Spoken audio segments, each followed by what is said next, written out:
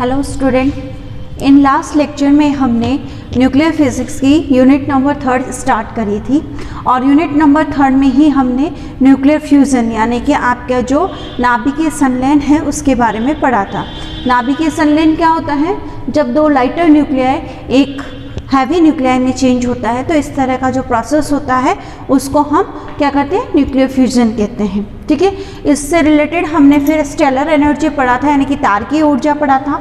तारकीय ऊर्जा में भी फिर हमने सूर्य में कौन सा चक्र होता है यानी कि हमने ये पढ़ा था, जैसे प्रोटॉन प्रोटॉन चक्र है वो चीज़ हमने पढ़ी थी, वो सूर्य में ही पॉसिबल होता है।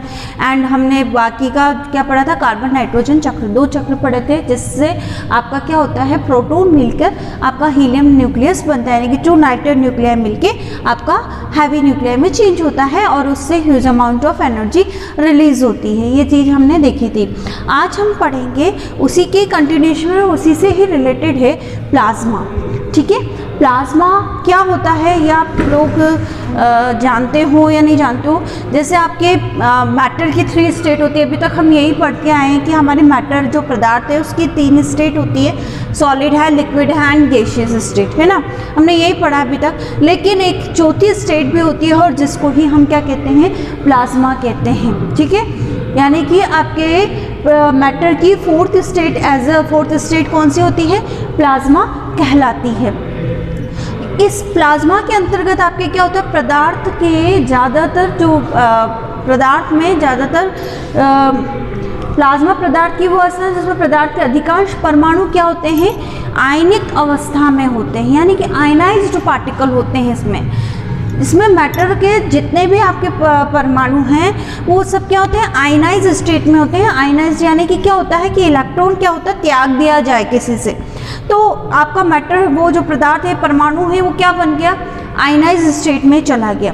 तो जैसे जैसे हमारे पदार्थ कि प्लाज्मा में आपके अधिकांश इलेक्ट्रॉन क्या होते हैं? परमाणु से बहुत कम बंधे हुए होते हैं क्योंकि आपका आयनाइज स्टेट है। तो आपके क्या होगा? परमाणु से आपके जो इलेक्ट्रॉन है या एटम से आपके इलेक्ट्रॉन है वो बहुत ही लूज बॉन्ड होते हैं, यूँ माना जा सकता है। फिर हम अगर जैसे जैसे टेम्परेचर बढ़ाते हैं, जैसे 10⁴ टेम्परेचर केल्विन हमने किया, तो आपका जो परमाणु है वो क्या होता है? आप इलेक्ट्रॉन को त्याग देता है, आयनित अवस्था में आ जाता है। और हम टेम्परेचर को बढ़ाते हैं तो बहुत सारे जो पदार्थ हैं वो सब आयनाइज स्टेट में हो जाता है यानी कि आपका संपूर्ण पदार्थ क्या होता है? आयनाइज्ड स्टेट में पहुंच जाता है। कब? व्हेन 2 से 3 × 10⁴ केल्विन तक अगर आपने किसी का टेम्परेचर बढ़ा दिया तो आपका होल यानी कि संपूर्ण मैटर जो होता है वो आयनित हो जाता है। ठीक है, आयनाइज स्टेट में पहुंच जाता है। ठीक है, अब हम और अगर टेम्परेचर को इंक्रीज करते हैं तो क्या होता है? और ये पूरा मैटर क्या होता है? आयनाइज हो जाता है। इस प्रकार इस तरह हम कह सकते हैं कि आपका कोई भी परमाणु जो होता है वो उदासीन नहीं होता। इस कंडीशन में आपका कोई भी एटम न्यूट्रल कंडीशन में नहीं रह सकता। कब? जब आपका 10⁴ केल्विन टेम्परेचर होता है तो आपका कोई भी एटम आपको न्यूट्रल स्टेट में नहीं मिल पाएगा। क्यों? क्योंकि सब कहाँ पहुँच गए? आयनाइज स्टेट में पहुँच गए यानी कि इलेक्ट्रॉन सारे त्याग दिए जाते हैं, आयनाइज हो जाते हैं, आपके इलेक्ट्रॉन अलग हो जाते हैं और नाभिक अलग हो जाते हैं। और अगर हम इसलिए हम इस अवस्था को क्या कहते हैं? पदार्थ की चतुर्थ अवस्था कहते हैं क्योंकि इसमें आपके इलेक्ट्रॉन क्या है? अलग हो गए हैं। इसलिए ये आपके मैटर की मैटर 4th स्टेट मानी जाती है। Plasma is the matter 4th state इसलिए कही जाती है। ठीक है, और इस अवस्था में अगर हम और टेम्परेचर को इंक्रीज करते हुए चलते हैं तब आपका पदार्थ जो है वो द्विआवेशित हो जाता है या त्रिआवेशित हो जाता है यानी कि आपके 2 इलेक्ट्रॉन त्याग दिए जाते हैं, 3 इलेक्ट्रॉन तो 3 इस तरह से आवेशित होते हुए चलते हैं और आपका संपूर्ण पदार्थ क्या होता है? आवेशित होता हुआ चला जाता है। इसलिए हम ये कह सकते हैं कि हमारे जो यूनिवर्स है उसके अंदर आपका जैसे ठोस है, लिक्विड है और गैसियस स्टेट है और प्लाज्मा स्टेट है।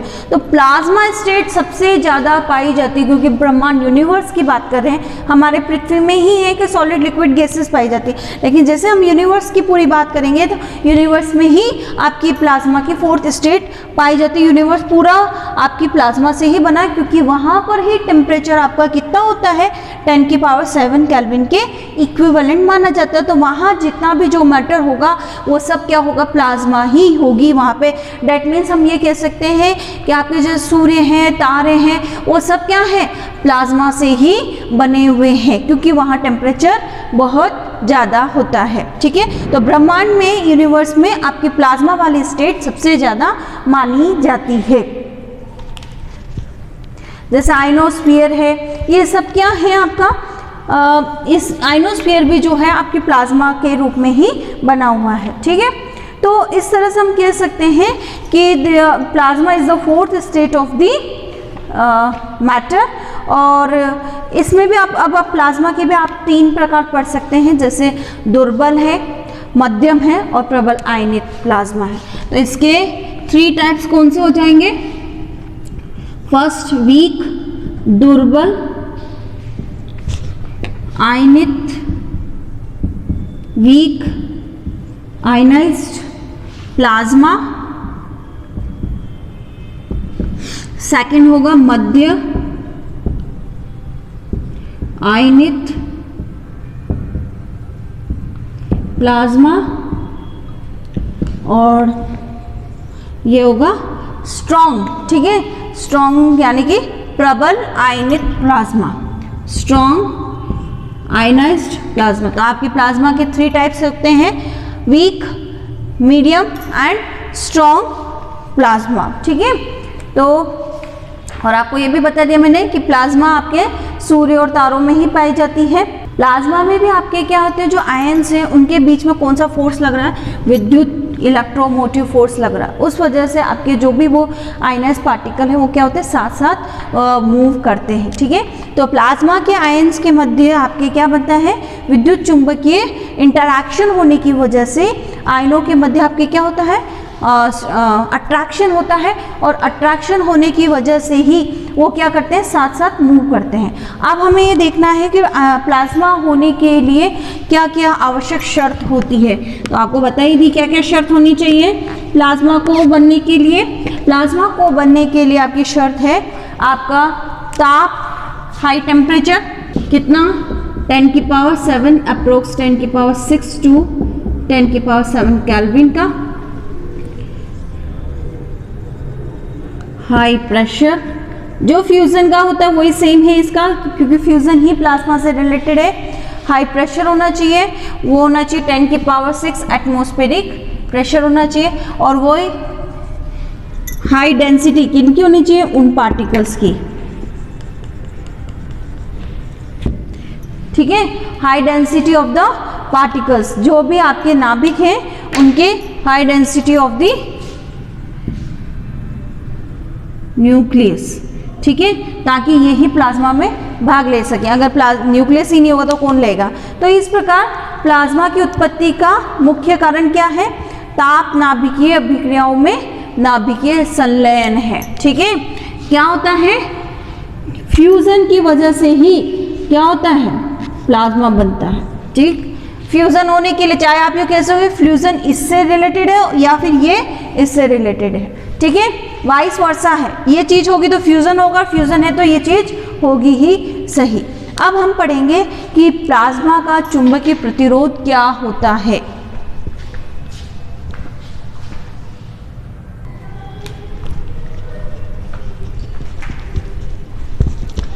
नेक्स्ट हम ये जानते हैं कि आपका जो प्लाज्मा है उसका क्या होता है, उनके आयनों का टेम्परेचर बहुत हाई होता है।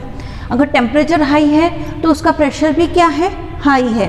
अब प्रेशर हाई है तो अगर हम उसको किसी पात्र में रखते हैं, जैसे प्लाज्मा को हमने किसी भी कंटेनर में फिल किया, जैसे इसी कंटेनर में हमने फिल किया और उसका टेम्परेचर बहुत ज़्यादा है एंड देन उसका प्रेशर भी बहुत ज़्यादा है, तो वो क्या करते हैं, जो भी आपके आयन्स हैं वो इनसे क्या करेंगे, इनकी दीवारों से क्या करेंगे, टकराएंगे। और जैसे ही टक्कर करेंगे, टक्कर करने में क्या होगा, आपकी ऊर्जा जो होगी उसमें कमी आएगी, यानी कि आयनों की ऊर्जा में कमी आती है। उस कमी से क्या होगा, उसके टेम्परेचर में भी क्या होगी, एनर्जी में डिक्रीज होगा तो टेम्परेचर में भी डिक्रीज होगा। इन दोनों के डिक्रीज होने से क्या होगा, उसका टेम्परेचर जैसे ही डिक्रीज हुआ, टेम्परेचर डिक्रीज होते ही वो क्या होगा, जो प्लाज्मा स्टेट थी अब वो कौन सी स्टेट बन गई, गैसियस स्टेट में चली जाएगी। तो हम जो हमारे यहाँ पे जो अर्थ है उसमें आप किसी भी तरीके से आप प्लाज्मा को स्टोर करके नहीं रख सकते हो। कोई ऐसी टेक्निक आपको रखनी पड़ेगी जिससे प्लाज्मा स्टोर हो सके। भाई यूनिवर्स में तो आपको ये सब चीज़ें मिल रही, वहाँ कोई टक्कर नहीं हो रहा, वहाँ तो आपका हाई सब वैसा ही टेम्परेचर है और प्रेशर भी अच्छा, प्रेशर होने के बाद भी वहाँ क्या है, आपको फ्री स्पेस है, आप उसमें किसी को उसको बांध के नहीं रख रहे हैं। लेकिन यहाँ तो क्या है, अगर आपको प्लाज्मा है तो ऐसे आप प्लाज्मा को रख नहीं सकते क्योंकि उनका टेम्परेचर बहुत हाई होता है। तो यहाँ पृथ्वी में जो लेबोरेटरीज है उसमें उसको कैसे हम उसको फील करें, तो उस टेक्निक को ही हम क्या बोलते हैं, प्लाज्मा का चुंबकीय प्रतिरोध। के प्लाज्मा को, क्योंकि प्लाज्मा के आयनाइज पार्टिकल, प्लाज्मा में क्या होते हैं, आयनाइज पार्टिकल होते हैं, और इन आयनाइज पार्टिकल को हम मैग्नेटिक फील्ड के द्वारा ही क्या कर सकते हैं, कंट्रोल कर सकते हैं, किसी कंटेनर में उनको रख सकते हैं। तो इसलिए हम इस टेक्निक को क्या करते हैं, प्लाज्मा का चुंबकीय प्रतिरोध, चुंबकीय प्रतिरोध, ठीक है, क्या कहते हैं, मैग्नेटिक कन्फाइनमेंट, प्लाज्मा का चुंबकीय प्रतिरोध या मैग्नेटिक कन्फाइनमेंट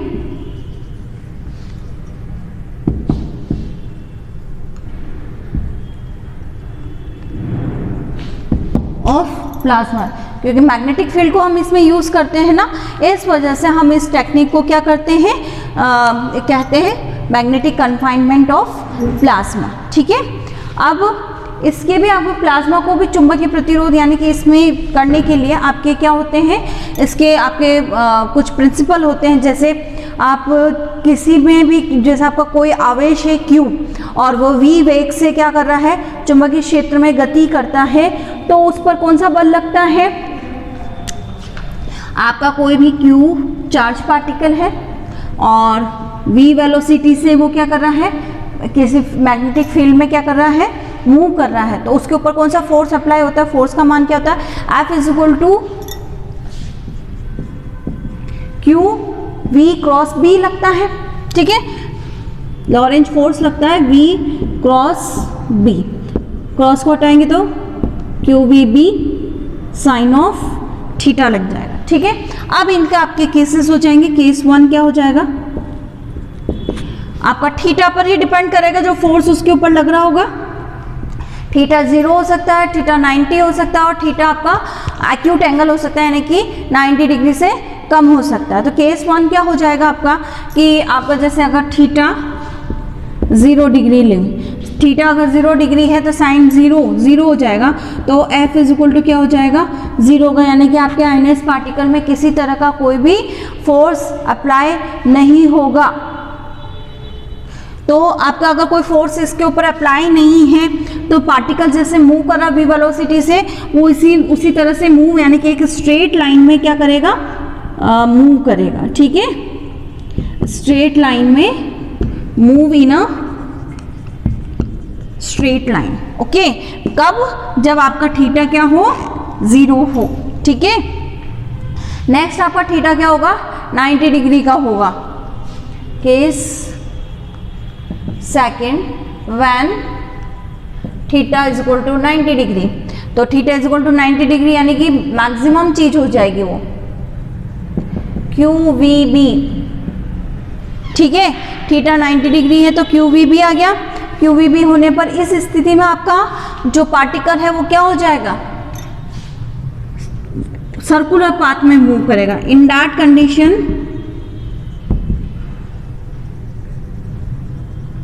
पार्टिकल या ionised particle move in circular path, वृत्ताकार पथ में मूव करेगा। तो इसमें तो स्ट्रेट लाइन में, इसमें आपका क्या करेगा, वृत्ताकार पथ में, सर्कुलर पाथ में मूव कर रहा है। केस थर्ड क्या हो जाएगा आपका, when theta less than 90 degree यानी कि एक्यूट हो, तब क्या हो जाएगा आपका, जब इस तरह से थीटा बन जाता है तो आपके क्या हो जाएगा, एक्यूट है यानी कि कम है, तो b के आपके दो कंपोनेंट बन जाएंगे, एक तो साइन थीटा के रूप में और एक आपके कोस थीटा के रूप में कंपोनेंट बनेगा। तो ये आ जाएगा v cos of theta and v sine of theta. तो ये वाला तो आपका, ये जो b जो आपका इस डायरेक्शन में ही है, तो b क्या करेगा, आपको पार्टिकल को इसी डायरेक्शन में क्या करेगा, ये कॉस वाला जो टर्म है वो उसको स्ट्रेट लाइन में ही मूव कराने की कोशिश करेगा, बट जो आपका साइन थीटा जो वर्टिकल कंपोनेंट है वो उसको क्या करेगा, सर्कुलर पाथ में घुमाने की कोशिश करेगा। तो इन दोनों का जो आपका रिजल्टेंट आएगा वो क्या होगा, एक हेलिकल पाथ बना देगा इस रूप में। इस रूप में आपका क्या बन जाएगा, एक हेलिकल पाथ बन जाएगा। हेलिकल पाथ यानी कि आपके कुंडली नुमा पाथ बन जाएगा। और इसी सिद्धांत से हम चुंबकीय पात्र में प्लाज्मा को क्या करते हैं, संरक्षित करते हैं। इस वाली टेक्निक से ही आप क्या करते हैं, यानी कि आप बी को कम, यानी कि थीटा इज 90 डिग्री पर आप इस तरह से आप मैग्नेटिक फील्ड लगाते हैं। मैग्नेटिक फील्ड लगाने यानी कि इनके बीच में जो ये रिलेशन है v क्रॉस b, इनके बीच का जो आपने थीटा लिया वो कितना लिया है, less than of 90 degree. Then इस दैट कंडीशन में आपकी क्या हो जाएगा, आपका जो पार्टिकल है वो हेलिकल पाथ में क्या करेगा, मूव करेगा। तो उस कंडीशन में आपका उसका जो टक्कर होगी आपके कंटेनर से वो नहीं हो पाएगी। अब इसी से नेक्स्ट हम क्या पढ़ेंगे, जैसे आपने ये तो आपने प्रिंसिपल पढ़ लिए हैं, चुंबकीय क्षेत्र ही लगाकर हम अपने प्लाज्मा को संरक्षित करते हैं या कन्फाइन करते हैं। अब हम करेंगे कि इसके लिए ऐसी युक्ति कौन सी होती है, यानी हम कंटेनर कौन सा बनाएंगे वो हम नेक्स्ट लेक्चर में देखेंगे कि इसके लिए कौन कौन सा युक्ति बनाई जाती है, कंटेनर कौन सी बनाई जाती है। तो एक तो होता है टोरॉइडी कक्ष होता है इसके लिए। टोरॉइडी यानी कि आपने पहले टोरॉइड भी पढ़ा, उसी अकॉर्डिंग आप टोरॉइड यूज़ करते हैं। टोरॉइड वाला जैसा आप कंटेनर लेते हैं उसमें मैग्नेटिक फील्ड लगाते हैं एंड देन हमारा प्लाज्मा को उसमें संरक्षित करते हैं। और सेकेंड है आपका चुंबकीय दर्पण युक्ति, यानी कि मिरर, यानी कि मैग्नेटिक मिरर डिवाइस से भी हम इसको क्या कर सकते हैं, कन्फाइन कर सकते हैं। जो ये हम नेक्स्ट लेक्चर में इसको देखेंगे। Thank you.